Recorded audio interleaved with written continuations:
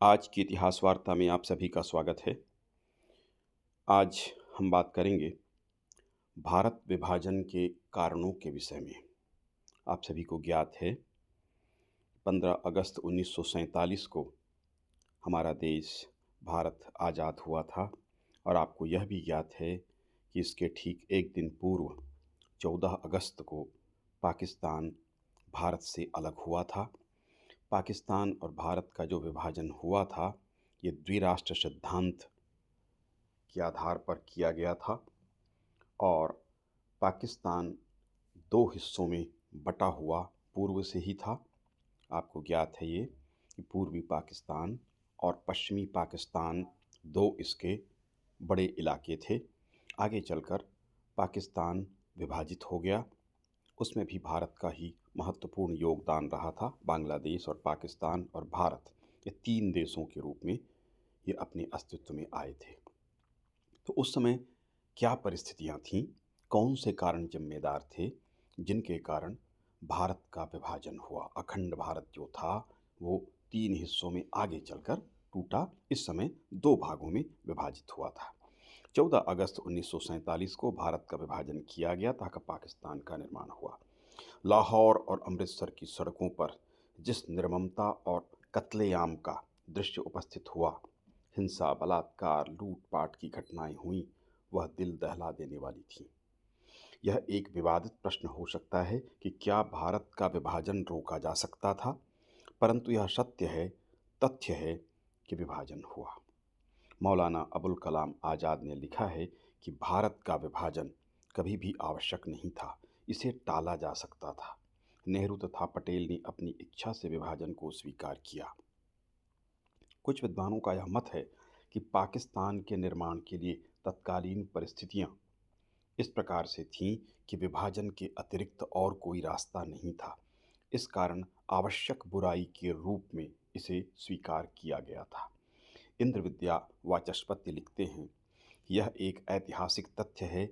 उसे उस समय अनिवार्य मानकर कांग्रेस के नेताओं के द्वारा विभाजन की स्वीकृति दी गई। यदि यह स्वीकृति न दी जाती तो क्या परिणाम होता, इसका उत्तर इतिहास की सीमा से बाहर है। ऐसी कौन सी परिस्थितियां थीं जिसके कारण इतिहास की इस अनिवार्य बुराई को स्वीकार करना पड़ा। कांग्रेस क्यों मजबूर हुई, महात्मा गांधी क्यों मजबूर हुए, जो यह कहा करते थे कि मेरी लाश पर पाकिस्तान बनेगा, किसी भी स्थिति में पाकिस्तान का निर्माण संभव नहीं है। सरदार पटेल और नेहरू के उद्गार भी इसी प्रकार के थे। पर क्या परिस्थितियां आ गईं, क्या स्थितियां उत्पन्न हुईं जिसके कारण भारत का विभाजन हुआ। पहला इसका कारण था अंग्रेजों की फूट डालो और शासन करो की नीति। अंग्रेजों के द्वारा भारत पर राज्य करने के लिए जिस नीति का सहारा लिया गया, आश्रय लिया गया, अपनाया गया, वह था फूट डालो और शासन करो की नीति, जिसके कारण भारत का विभाजन अवश्यंभावी हो गया। इसी नीति की शुरुआत उन्होंने की थी 1857 के बाद, क्रांति के बाद। पहले हिंदुओं के पक्ष में उसने कार्य किया, फिर बाद में जब उनको स्पष्ट हो गया, जैसे कि हमने चर्चा की थी, जो किताब आई थी और जो विद्वान वहाँ के रहे थे इंग्लैंड के, उनके द्वारा विलियम हंटर की किताब आई थी इंडियन मोहम्मडन्स, और उससे बड़ा प्रभाव अंग्रेज़ों की नीति पर पड़ा था। उन्होंने उसमें यह उजागर किया था, स्पष्ट किया था कि मुसलमानों का साथ देना अंग्रेज़ों के लिए ज़रूरी है, क्योंकि खतरा मुसलमानों से नहीं है, खतरा है हिंदुओं से। और भारत में दो धार्मिक विभाजन हैं। बड़ा जो आधार है जिसको लेकर फूट डालो और शासन करो की नीति अपनाई जा सकती है, वो सांप्रदायिक आधार था और हिंदुओं और मुसलमानों को विभाजित करने की नीति थी। तो अंग्रेज़ों ने फिर इस नीति की शुरुआत की। धीरे से उनकी नीति धीरे धीरे और आगे बढ़ती गई। सिखों को भी हिंदुओं से अलग किया गया, दलितों को अलग किया गया। इस तरह से जातिगत विभाजन और इन विभाजनों को अंग्रेज़ों के द्वारा प्राथमिकता दी गई। राष्ट्रपति राजेंद्र प्रसाद जो प्रथम राष्ट्रपति थे, खंडित भारत ने उल्लिखित किया है कि पाकिस्तान के निर्माता कवि इकबाल या मोहम्मद अली जिन्ना नहीं थे, वरन इसके लिए मुख्य जिम्मेदारी लॉर्ड मिंटो की थी। 1857 की भारतीय क्रांति के पश्चात अंग्रेज ये समझ चुके थे कि हिंदू मुस्लिम एकता उनके लिए खतरनाक है।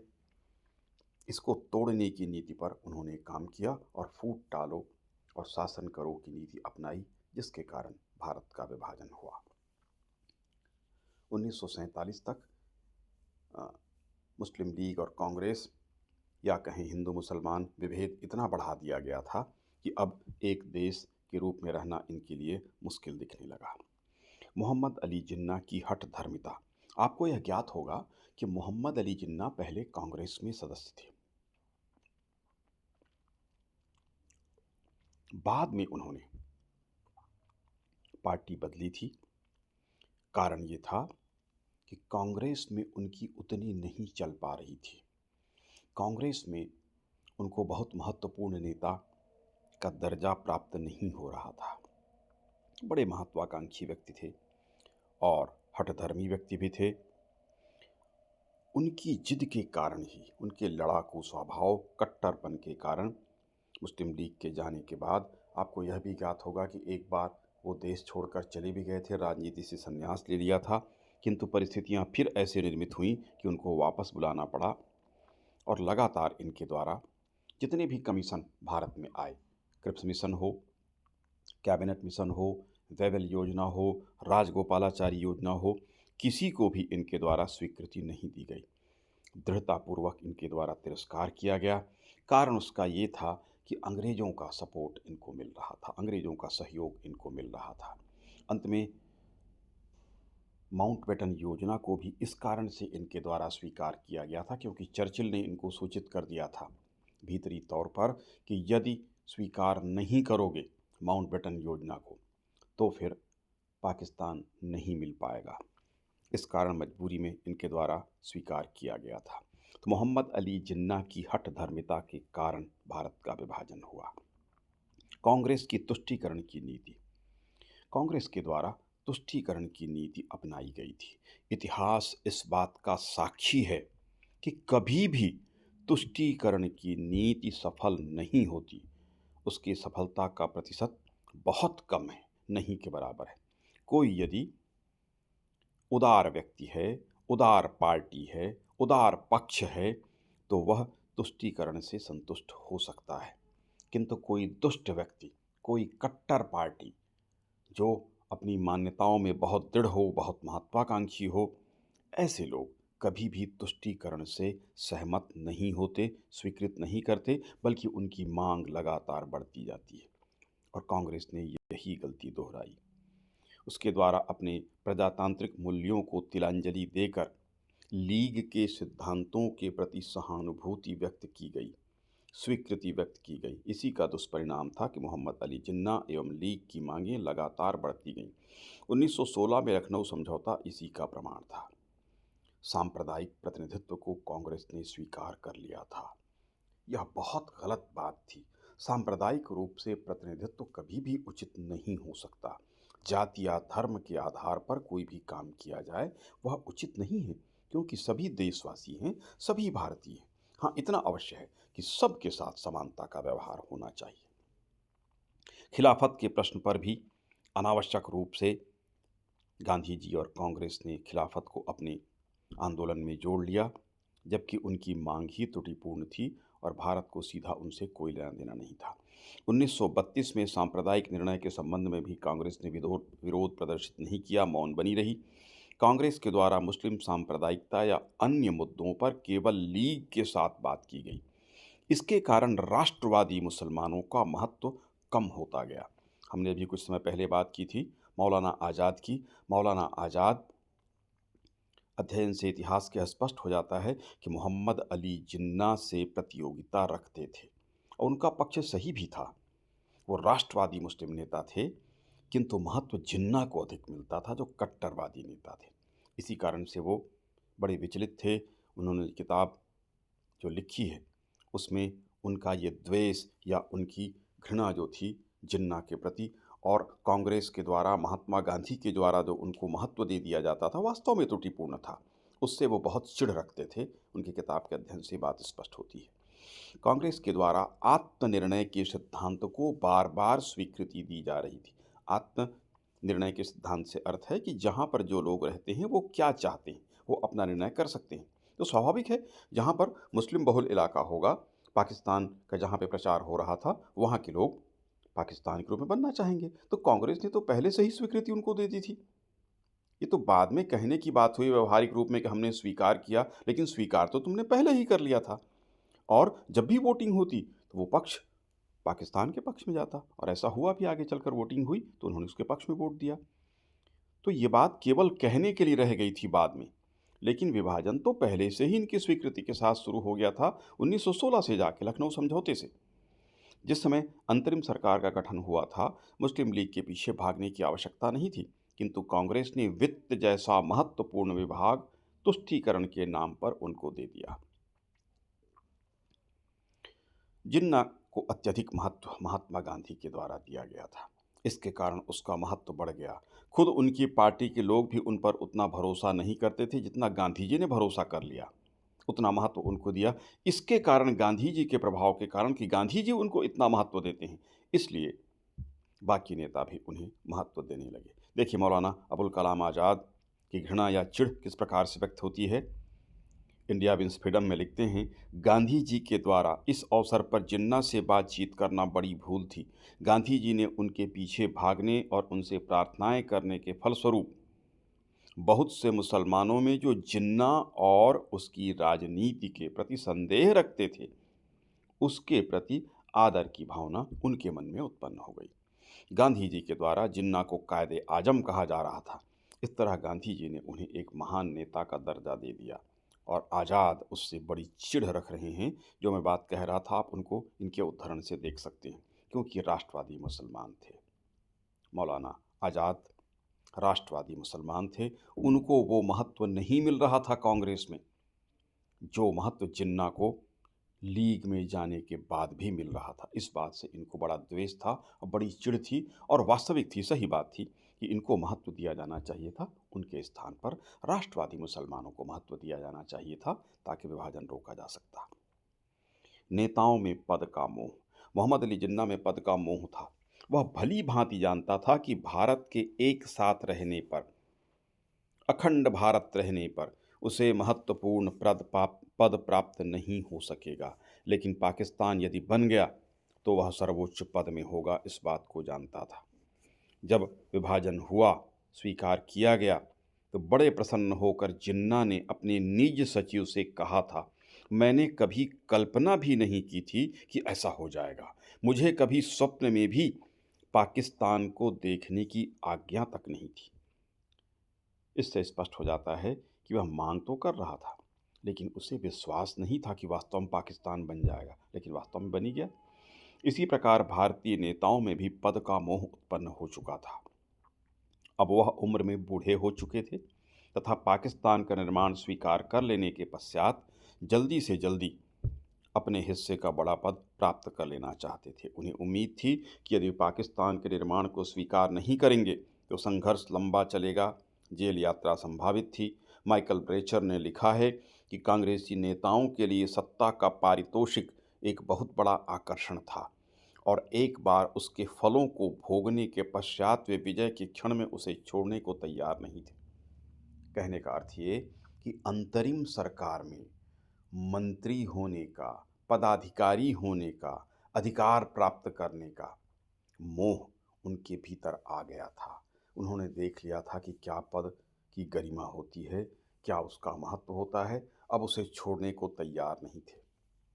यहाँ पर तुलसीदास जी ने जो लिखा है, वो बात मुझे बार बार स्मरण हो जाती है कि जब किसी को पद प्राप्त हो जाता है, तब वह किस प्रकार उसके मोह में फंसता है, और किस प्रकार से उसके भीतर अहंकार विकसित हो जाता है। प्रभुता पाहि जाहि मद नाही, को नहीं अस जन्मा जग माही, प्रभुता पाहि जाहि मद नाही। अहंकार तो आता ही है, लेकिन उस पद का मोह भी साथ में आ जाता है। तो नेताओं में पद का मोह था, कांग्रेस के नेताओं में भी। और जिन्ना तो प्रत्यक्ष प्रतिमूर्ति था महत्वाकांक्षाओं की, पद लोलुपता की, और इसीलिए उसने ये किया था। हिंदुओं की सांप्रदायिक प्रतिक्रिया। भारतीय संस्कृति तथा भारत में जितने उद्भूत धर्म हैं, चाहे सनातन या हिंदू, जैन, बौद्ध या सिख, ये धर्म चार माने जाते हैं। यद्यपि ये सनातन धर्म के ही हिस्से हैं। ये अंग्रेज़ों की ही देन है कि उन्होंने अलग अलग फूट डाल के इनको अलग अलग धर्म बना दिया। जैन, बौद्ध या सिख हिंदू धर्म से अलग नहीं हैं। भारत में केवल एक धर्म है और वह सनातन है, जो सबसे चला आया है। सनातन किसी धर्म का नाम नहीं है, सैकड़ों इसकी शाखाएं हैं। उसी तरह से सिख, बौद्ध, जैन ये भी शाखाएं हैं। जैसे राम संप्रदाय है, कृष्ण संप्रदाय है, शैव संप्रदाय है, शाक्त संप्रदाय है। उसी तरह से बौद्ध, जैन और सिख एक संप्रदाय आप कह सकते हैं, लेकिन सनातन धर्म के ही हिस्से हैं। किंतु अंग्रेजों ने इस विभेद को प्रोत्साहित किया था। तो यहाँ पर ये कहा जा रहा है कि हिंदुओं के भीतर भी सांप्रदायिक प्रतिक्रिया हो रही थी। यद्यपि इस्लाम इसमें बहुत आगे था, उसको मानने वाले बहुत आगे थे, वो खुलकर मांग कर रहे थे, लेकिन बहुत सारे हिंदू संगठनों के द्वारा भी, जिसमें हिंदू महासभा, स्वयंसेवक संघ की भी भूमिका रही थी, इन्होंने हिंदू सांप्रदायिकता अपनाई थी और इसके कारण मुस्लिम सांप्रदायिकता प्रोत्साहित हुई थी और भारत का विभाजन प्रोत्साहित हुआ था।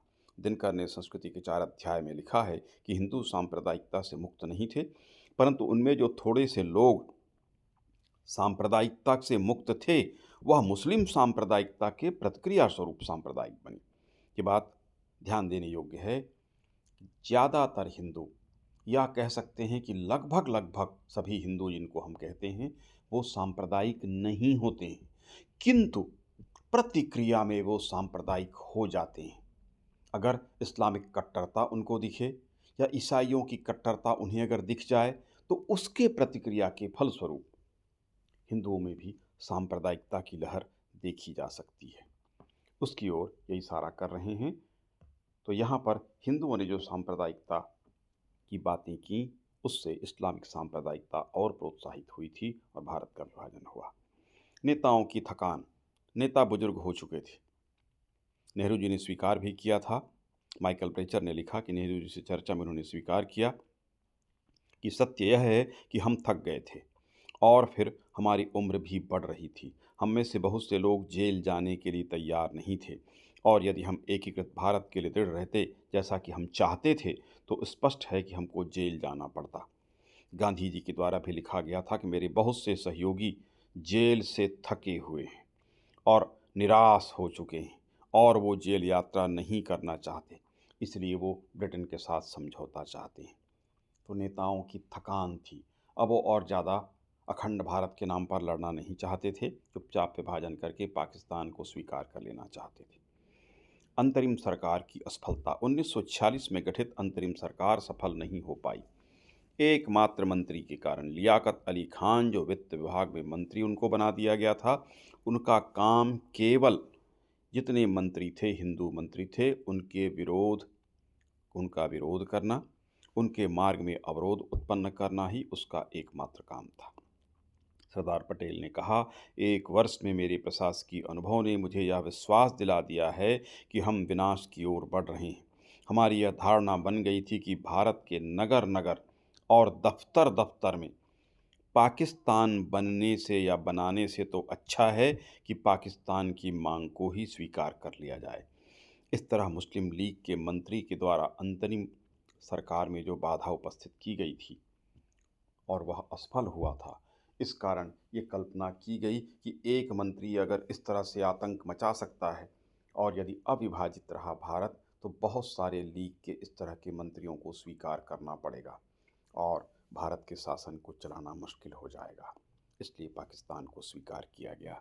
लीग की सांप्रदायिक वैमनस्यता, लीग का उद्देश्य ही जो स्थापना हुई थी, उसमें एक संप्रदाय विशेष के लिए ही काम करना था, इस्लाम के लिए, उसके मानने वालों के लिए ही काम करना था, और इसका पूरा उपयोग मुस्लिम सांप्रदायिकता के अभिवृद्धि के लिए ही कार्य किया गया था, और लगातार पाकिस्तान की मांग इनके द्वारा ही की जा रही थी।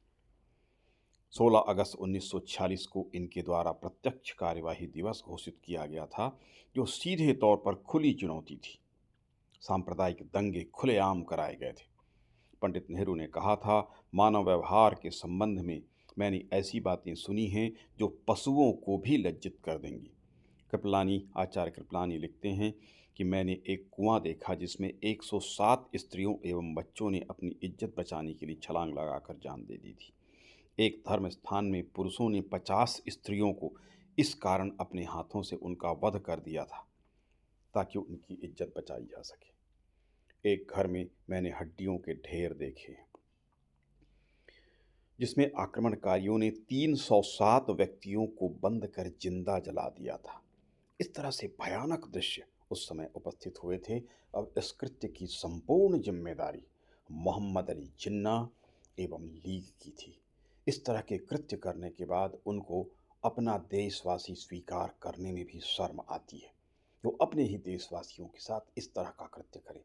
यहाँ बात हिंदू और मुस्लिम की कोई नहीं है। जो भी हमारे देश में हैं वो सारे के सारे हमारे देशवासी हैं, भारतीय हैं। किसी भी धर्म, किसी भी जाति के हों, किंतु हैं तो हमारे भारतीय।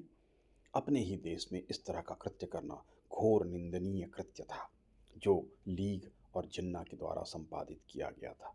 इसके बाद उनको इस देश में हिस्सा बनाना बड़े शर्म की बात थी और कोई भी स्वीकार नहीं कर सकता था। माउंटबेटन दंपत्ति का प्रभाव। लॉर्ड माउंटबेटन, उनकी पत्नी एडविना माउंटबेटन पंडित नेहरू के साथ कैम्ब्रिज में एक साथ ही पढ़ाई कर चुके थे और अच्छे मित्र थे। इनका प्रभाव था, चतुर व्यक्ति था, मधुर व्यवहार था। अपने तर्कों के माध्यम से वल्लभ भाई पटेल और पंडित नेहरू, जवाहरलाल नेहरू को उन्होंने राजी कर लिया था। माउंटबेटन की पत्नी की भूमिका भी बड़ी महत्वपूर्ण थी। उनके बारे में बताया जाता है कि नेहरू जी के साथ उनकी बड़ी करीबी मित्रता थी। उन्होंने अपने आंखों में आंसू भरकर नेहरू से कहा था कि मैं सोचती हूँ कि हजारों मासूम बेगुनाहों का खून बहाने से क्या यह ज़्यादा बेहतर नहीं है कि मुस्लिम लीग की बात को ही मान ली जाए।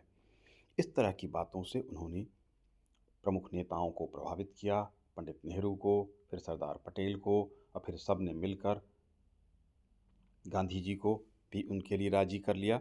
तो माउंटबेटन दंपत्ति का प्रभाव था जिससे भारत का विभाजन हुआ, या शीघ्र जो विभाजन की योजना बनी उसमें इनका योगदान महत्वपूर्ण था।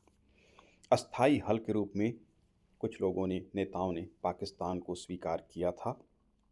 उनका ये मानना था कि दीमक लगा पाकिस्तान उनको दिया जा रहा है, कटा फटा पाकिस्तान उनको दिया जा रहा है, दो भागों में बटा हुआ है। इनको ये विश्वास था, कांग्रेस के बहुत सारे नेताओं को और भारतीयों को, कि ये अस्थाई हल है, कुछ दिन के लिए रहेंगे, उसके बाद खुद ही देख के समझ जाएंगे और बाद में आकर भारत से मिल जाएंगे। इस उम्मीद में उन्होंने विभाजन स्वीकार किया, किंतु वह संभव नहीं हो पाया। स्वतंत्रता प्राप्ति की जल्दबाजी थी, लंबा समय बीत चुका था, लंबे संघर्ष कर चुके थे, अब वो और संघर्ष करने को तत्पर नहीं थे।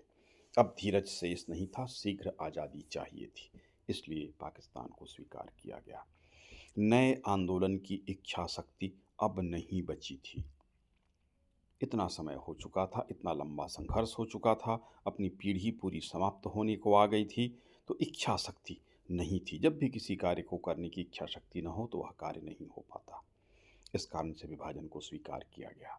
सांप्रदायिक संघर्ष को समाप्त करने की इच्छा। विभिन्न भारतीय और कांग्रेस के नेताओं में विश्वास था कि सांप्रदायिक समस्या के समाधान के लिए द्विराष्ट्र सिद्धांत को स्वीकार कर लेना उचित है, अन्यथा मुस्लिम सांप्रदायिकता लगातार भारत में विभाजन पैदा करती रही, संघर्ष का कारण बनेगी। इसलिए सांप्रदायिक संघर्ष को समाप्त करने की इच्छा से विभाजन को स्वीकार कर लिया गया था। जिन्ना एवं लीग की महत्वाकांक्षा। मुस्लिम लीग के नेता मोहम्मद अली जिन्ना अत्यधिक महत्वाकांक्षी थे। उन्हें देश के सर्वोच्च पद के अलावा अन्य पद स्वीकार नहीं थे। उन्होंने यह देख लिया था कि संयुक्त भारत हेतु सहमत हो जाने पर उन्हें कभी भी राष्ट्र का सर्वोच्च पद या प्रधानमंत्री या राष्ट्रपति का पद प्राप्त नहीं हो सकेगा और उनकी महत्वाकांक्षा की पूर्ति नहीं हो सकेगी। किंतु यदि पाकिस्तान बनेगा तो उन्हें अवश्य सर्वोच्च पद प्राप्त होगा। इसलिए अपनी महत्वाकांक्षा की पूर्ति के लिए उन्होंने मुस्लिम सांप्रदायिकता की नीति का अनुसरण किया, अंग्रेज़ों का साथ लिया, अवसरवादी नीति का लगातार उनके द्वारा अनुसरण किया गया। और उसकी महत्वाकांक्षा की पूर्ति के कारण या पूर्ति करने के नाम पर ही मुख्य रूप से पाकिस्तान का निर्माण हुआ था। तो ये कारण थे, जिन कारणों के कारण भारत का विभाजन हुआ या भारत पाकिस्तान का विभाजन हुआ था।